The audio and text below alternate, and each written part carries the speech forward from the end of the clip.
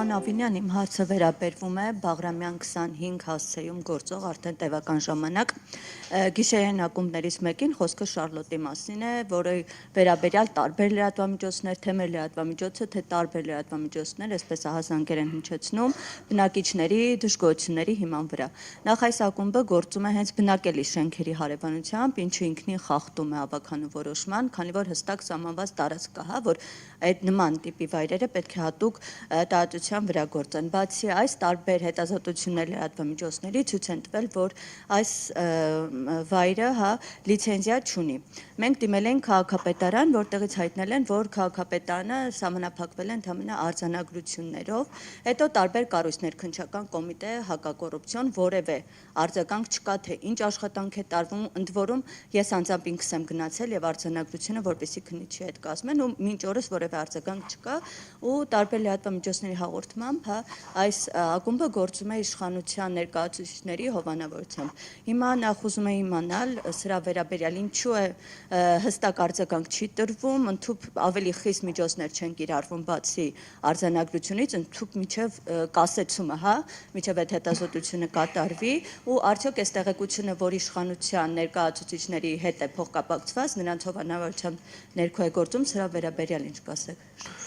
Վերջինի հետ կապված որևէ բան չեմ կարող ասել, որովհետև չգիտեմ նման տեղեկատվություն, եթե դուք գիտեք անուններ, կարող եք հնչեցնել, որովհետև անկեղծ եմ ասում, առաջին անգամ կրկին ձեզանից եմ լսում։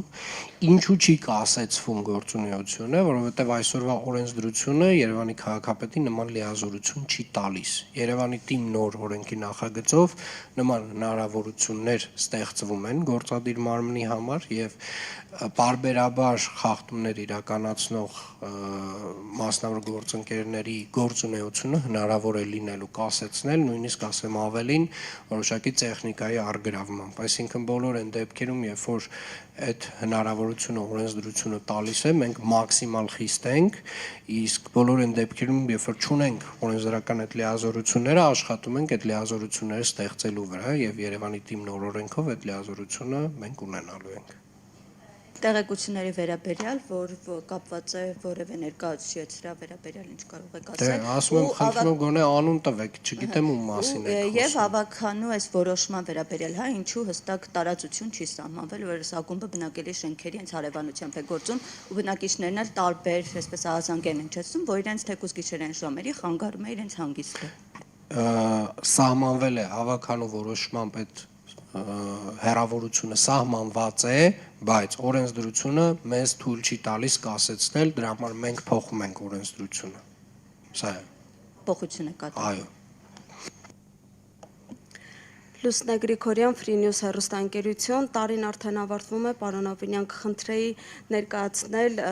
ձեր թիմի տարվա ամենամեծ ձեռքբերումը որն է եղել եւ ամենամեծ բացթողումը որն է եղել։ Նաեւ առաջիկա 5 տարվա ընթացքում Երևանի զարգացումը ինչպես եք պատկերացնում։ Շնորհակալություն։ Շնորհակալ եմ, իրականում տենց էլի ոլորտային շատ կարող եմ տարբեր ուղղություններով կարևոր մեծ արձանագրումներ անել, օրինակ քաղաքաշինության ոլորտում կարող եմ ասել, որ բազմաչարչար կասկադի նախագծի մեկնարկն է տրվել եւ իրականում Երևան քաղաքում այս խնդիրը մի քանի տասնամյակ է որ կա, կենտրոնական հատվածում կասկադի կառուցվելու է մի ենթակառուցվածք, որը ծառայելու է քաղաքին, մենք ունենալու ենք 1000-ից ավել տեղանոց համերգասրահ, ունենալու ենք ժամանակակից արվեստի թանգարան, ունենալու ենք տարբեր հանրային տարածքներ, տարբեր ռեստորաններ, տարբեր հատվածներ, որոնք որ պատկանելու են Երևանի քաղաքապետարանին։ Այսինքն կենտրոնական հատվածը պատկանելու է քաղաքին եւ կարծում եմ սա շատ կարեւոր եւ մեծ ձեռքբերում է։ Մեծ ձեռքբերումներից ունենք առելի ծավալի իրականացրած կանաչապատման աշխատանքներ Երևան քաղաքում եւ այս տարի նույնպես մենք էական ծավալներով ավելացրել ենք Երևան քաղաքի կանաչապատ տարածքները, մասնավորապես մեր մեկ շնչին ընկնող կանաչապատ տարածքները 8 քառակուսի մետրից վերջին 3 տարիների ընթացքում ավելացել են եւ դարել է 8.5 քառակուսի մետր, որը որ արդեն իսկ կարելի ասել մոտ է առողջապահական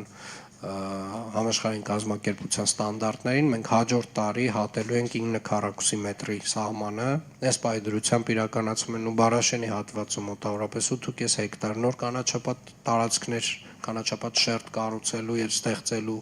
հիմնման աշխատանքներն են ընթացքի մեջ, իրականացրել ենք Նոր-Նորքում եկեղեցու հատվածում 6 հեկտար տարածքում կանաչապատման աշխատանքներ, տարատեսակ տարբեր այգիներում եւ ծավալային կրկին այս տարի ռեկորդային է եղել։ Ունենք եւ կրթության ոլորտում մեծ ձեռքբերումներ, կարծում եմ մեր նախաձեռնությունը հեռախոսների սահմանափակումների վերաբերյալ դպրոցներում էական դրական ազդեցություն է ունեցել դասապրոցեսների հետ կապված, որովհետև եւ աշակերտներից, եւ ուսուցիչներից, եւ ծնողներից դրական արձագանքներ ենք ստանում եւ կարծում եմ մենք որոշակի չափումներ կկարողանանք իրականացնել հետագայում եւ վստահ եմ, որ դրանք այդ չափումները դրականն են լինելու։ Ունենք տրանսպորտի ոլորտում արդյունքներ, ինչպես ասացի, նոր պայմանագիր ունենք 45 նոր տրոլեյբուս գնելու հետ կապված, կանգառասրահներն ենք փոխում, նոր ավտոբուսային գծեր ենք ավելացնում։ Այս տարի իրականացրել ենք Իսակը Վարշակունյաց ճանապարհահատվածի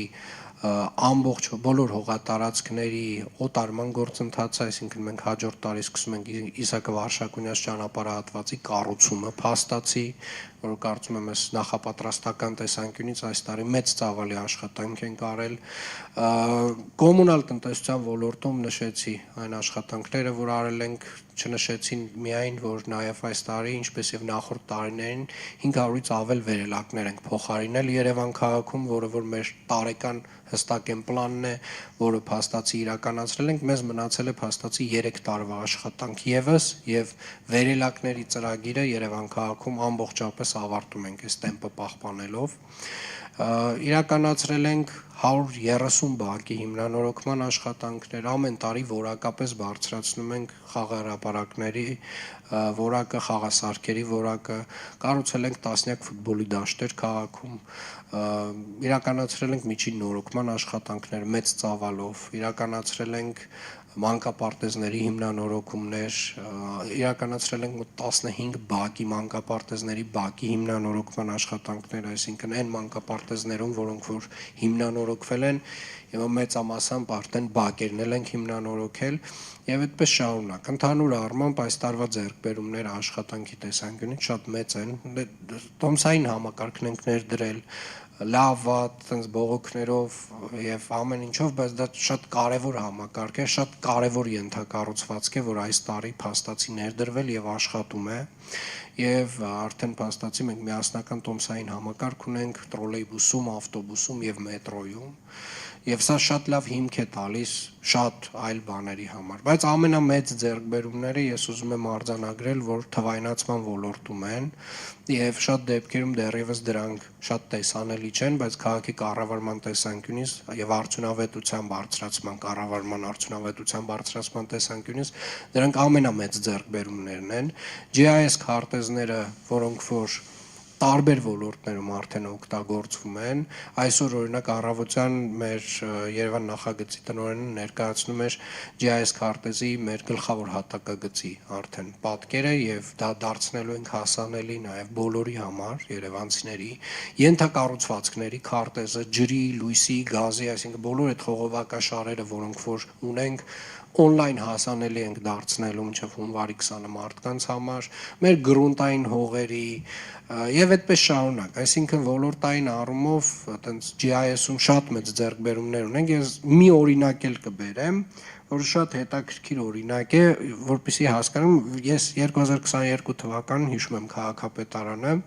երբ մենք ունեինք տենց մոտավորապես տենց ակերի վրա տենց հատուկ բաներ, որոնցով թղթեր էին տեղափոխվում մեծ ծավալի այս շենքով եւ հիմա օրինակ մենք ունենք մի համակարգ, որը որ մեր ավտոբուսների տեսախցիկներին է միացված եւ արհեստական բանականությամբ այն փողոցներով, որով որ այդ ավտոբուսը անցնում է,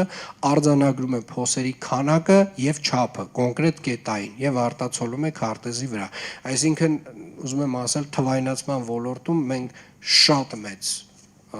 առաջընթաց ունենք եւ այս առումով կարծում եմ դեռևս մյուս տարի արդեն շատ բաներ ավելի ու ավելի կհանրայնացվեն եւ մարդիկ Երևանի քաղաքապետարանի ծառայություններից օգտվելու համար, նույնիսկ այսօր կարող են միայն թվային օգտվել։ Yes.Yerevan.am կայքով չկա մի ծառայություն, որ Երևանի քաղաքապետարանը չի մատուցում թվային կերպով։ Մյուս տարի հուսով եմ արդեն հավելվածը կունենանք, ակտիվ քաղաքացի հարթակ ունենք եւ այդպես շարունակ։ Որոնք են եղել ավելի բարդ գնացող ծրագրերը, իհարկե խոսեցինք Աջափնյակի կայարանից, որ ինքը իր էությամբ բարդ նախագիծ է, բայց շատ կարևոր արձանագրում ունենք, որ այսօր ունենք արդեն փաստացի փորձաքննություններ անցած նախագիծը եւ իհարկե բարդ էր նաեւ գնում Վարդաշենի մեր վթարային շենքերի բնակիչների բնակարանային լուծումների ծրագիրը, ինչպես նաև Արզումանյան 10 եւ 17 շենքերի բնակիչների ծրագիրը, համեմատությամբ օրինակ Արցախի բնակիչների, Արցախում մենք կարելի ասել տենց ամբողջ ծավալով խնդիրը լուծեցինք եւ վերջին տարիներին կրկին այնքան բնակարանի գնման վկայականներ ենք հանձնել, ինչքան դրան նախորդող, չգիտեմ, 10 տարիների ընթացքում չի հանձնվել եւ կարծում եմ այդտեղ ինչքան էլ որ բարդություններով, բայց այնուամենայնիվ մենք կրկին մեծ ծավալի աշխատանք արել ենք։ Շնորհակալ եմ։ Իսկ Երևանի զարգացումը 5 տարի հետո ինչպեսին եք պատկերացնում։ Երևանի զարգացումը 5 տարի հետո պատկերացնում եմ, որ մենք ունենք ներդրված էլեկտրոնային համակարգեր, այսինքն մեր խաչմերուկներում, որոնք որ նույնպես աշխատում են արհեստական բանականությամբ, մենք ունենք ամբողջապես գործող ֆունկցիոնալ հանրային տրանսպորտ, արդեն իսկ ձեռք բերված 250-18 մետրանոց ավտոբուսներով, ունենք տրոլեյբուսային պարկը ամբողջապես համալրված է, այսինքն այս 45 տրոլեյբուսով մենք դեռևս ամբողջ պարկը չենք համալրում։ Մեր պլանով, եթե չեմ սխալվում, պլանավորվում է մոտավորապես ունենալ 100-ին 100-ից մի քիչ ավել տրոլեյբուսներ։ Ունենք մենք ընթացքի մեջ Աջափնյակի մետրոյի կայարան կառուցվող, մենք